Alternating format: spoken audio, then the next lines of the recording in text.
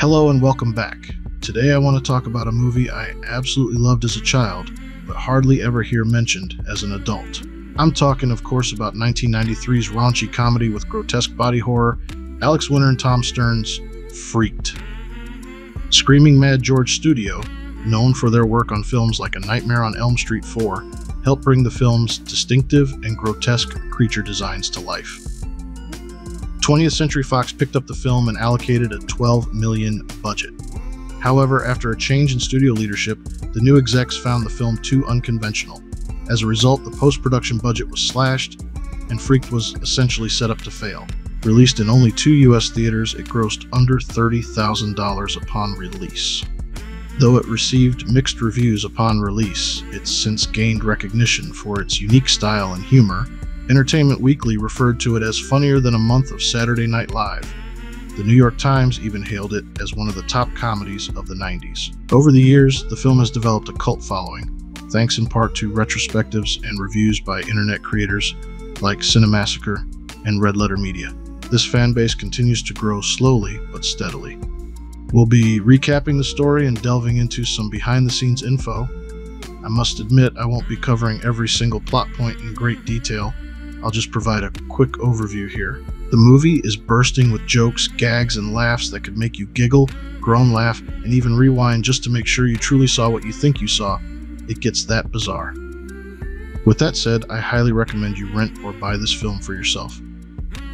I'll have links to rent or purchase Freaked in the description below. And if you happen to enjoy weird content like this, don't forget to like and subscribe. But with all that out of the way, let's dive into 1993's Freaked. We open on a sensationalist daytime talk show, The Sky Daily Show. Sky Daily, played by Brooke Shields, teases the audience with a story so outrageous it just has to be true. She introduces Ricky Coogin, once a wholesome child star, now hiding behind a shadowy silhouette. His story, she promises, will shock everyone. Ricky leans into the microphone and starts to tell his tale. The story rewinds. We go back to when Ricky was just another vain, clueless Hollywood actor, living large and selling out. It all starts with a job offer. The E.E.S. Corporation, short for everything except shoes, is looking for a celebrity spokesperson to endorse their toxic fertilizer, Zygrot 24. E.E.S. is a morally bankrupt megacorporation with a terrible reputation, but they don't care. They want Ricky to go to South America and sell their poison to the locals. He says no until they offer him $5 million. Ricky caves instantly. Cut to Ricky boarding a flight to Santa Flan, a remote South American country named after its national dessert. He brings along his sleazy best friend Ernie, who's basically a human pig in sunglasses. On the plane, Ricky gets recognized by fans, and Ernie makes crude jokes. Where'd you get that?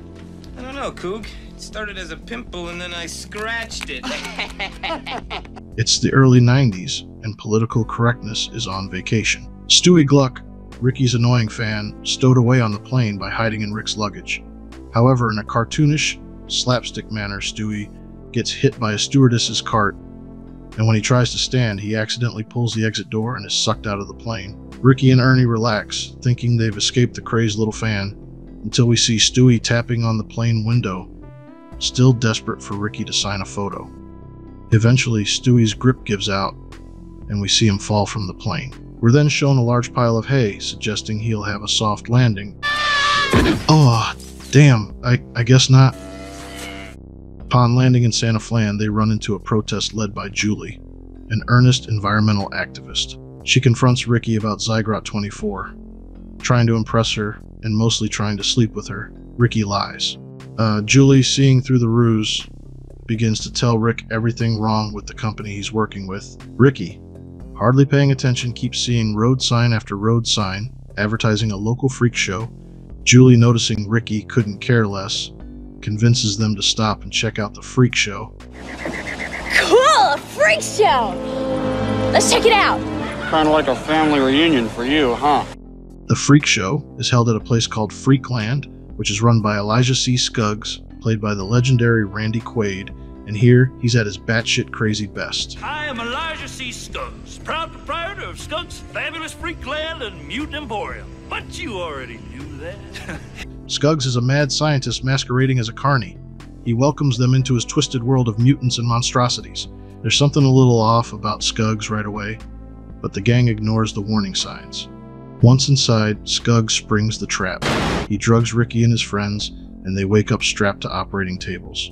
Skuggs rubs Zygrot 24 on the trio, his secret weapon for turning normal people into hideous freaks, and the effects are harsh and nearly instant. Ricky is transformed into a grotesque half-monster with bulging eyes, scaly skin, and claws on one side of his body. Julie? She's fused with Ernie, creating a two-headed beast. Ricky and his now freakish companions are thrown in with Skuggs' other creations. There's Ortiz the dog boy, played by Keanu Reeves under heavy fur and snarling bravado. There's Sockhead, whose head is literally a sock puppet, voiced by Bobcat Goldthwait in his trademark screech. There's the bearded lady, portrayed by Mr. T in a pink dress and full beard. There's also the human worm, a former scientist, who now slides around on his belly. At first, Ricky is disgusted. He doesn't want to be part of this sideshow nightmare, but over time, he bonds with the other freaks. They share stories, laugh at their misery, and plot escape. Ortiz lays out the reality. Skuggs has complete control, and anyone who crosses him gets a one-way ticket to the compost heap. Ricky decides to lead a breakout. With help from Ortiz and the others, they hatch a plan to free themselves and expose Skuggs. They sneak through Skuggs' lair, avoiding his henchman, a massive brain-dead mutant named Toad. While the human worm and the trio are scouting ahead, a pair of eyeballs wise to their escape plan come in to gun down the members who stayed behind. Sockhead heroically sacrifices himself to save the others.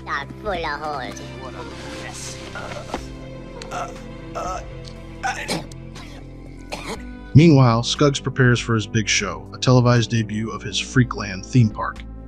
E.E.S. executives fly in to inspect his operation. Skuggs plans to turn them all into mutants and take over the corporation. Power has clearly gone to his head, well, even more than usual. Stewie, who's been telepathically communicating with Ricky for some reason, using the power of fandom I guess, managed to nab the ingredient needed to make the antidote and shows up in the crowd at the big show. An angry crowd member, upset that Stewie is blocking his view, shoves him over, spilling the green goo all over Stewie's head. In a big puff of smoke, the Zygrot transforms regular old Stewie into a hulking, freakish version of himself. Let's just call him Big Stew. You got a problem, mister? And Big Stew is pissed. Not only does he punch the crowd member straight out of the tent, but he then proceeds to open up a whole case of whoop-ass. Your ass is mine, Skuggs! This kid looks pissed. The eyes come in, shooting at Big Stew, but their bullets are useless against him. Big Stew makes short work of them by tossing some dirt on the eyes, sending them running in terror. Toad tries to get a lick in, but a well-timed and well-tossed M80 turns him into a green milkshake-like goo that splatters out into the crowd.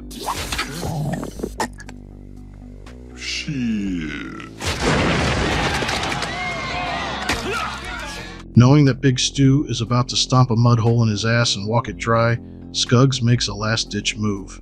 He rubs Zygrot on Ricky's remaining human half, transforming him into a cartoonish, hulking creature. Having lost his mind, Big Rick faces off with Big Stew in an all-out brawl. Not wanting to hurt his hero, Big Stew talks Big Rick down. With Big Rick back under control, Skuggs pathetically tries to fight him, only to catch a Superman nut kick for his troubles. But it's not over yet. On the way down, Skuggs gets a taste of his own medicine, landing straight into a bubbling vat of Zygrot.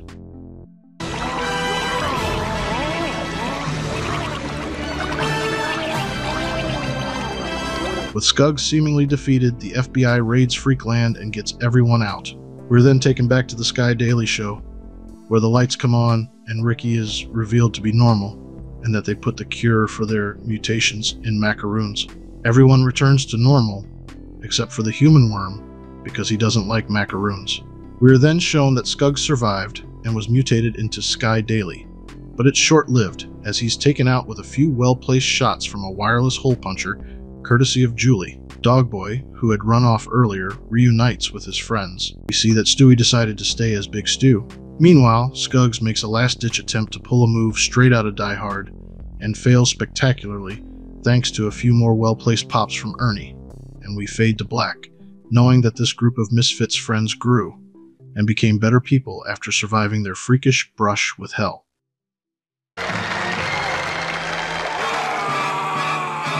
And maybe Skuggs made it too,